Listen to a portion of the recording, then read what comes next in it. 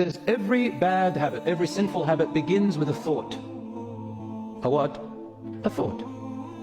Whisper, comes and goes. If you catch that thought and hold on to it, it turns into an idea. If you hold on to the idea and don't repel it, it turns into a plan. If you hold on to the plan and you don't repel it, it turns into an action. If you repeat the action, the less you feel sensitive towards it and the more normalized it becomes, then it turns into a habit. And what do habits turn into if you don't deal with them? Addictions. Now, the reversal is the same way. Come up with a thought to counter it. Then get an idea, plan it, do an action, get into the opposite habit again and again, and inshallah it will go away. Example. A young person reaches puberty and the hormones begin to ignite, sexual hormones. A friend at school says there are websites you can look at to satisfy your desire. He goes and thinks, my parents watch me everywhere, they've got this, that. Then he goes, how am I going to do it? I've got a thought I want to look. How am I going to do it? I'll get an idea.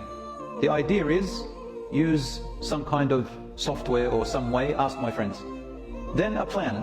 I'll choose the right time, this is where I'm going to look. Then the action happens. They didn't get caught. So, they remember the pleasure.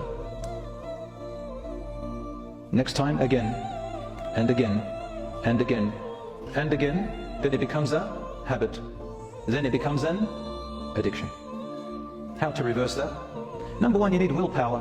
You need to make that decision. Make wudu, pray 2 rak'ahs, and say, oh Allah, I have made the decision to work on myself, assist me and help me with your support. So you've got to make the decision. Then move forward. Think.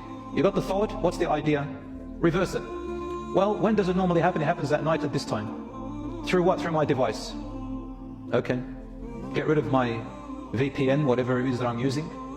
Put an app that stops these websites from coming up, and put your phone outside in the lounge when you go to sleep and sleep. The first time it's very hard, but as you go forward, inshallah, sometimes you need support, sometimes you need to talk to a friend or somebody. And you can reverse it. It's not easy, but you can. And the rewiring in your brain changes, and that's how you find the willpower afterwards. One brother, he said to me, brother, I want to pray at the masjid every fajr. I said, it's a big task. He said, how can I do it? I said, start with a thought, then get an idea, then plan it, then do it. He said, my thought is to pray in the masjid every fajr.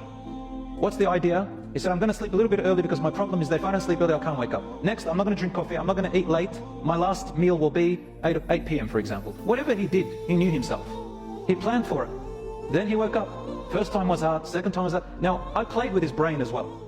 Studying neuroplasticity, you've got to help him a bit. So I said to him, I just gave him a number, I just gave him any number. I said, it'll take you 40 days. Maybe it's right, maybe it's wrong. I just said 40 days.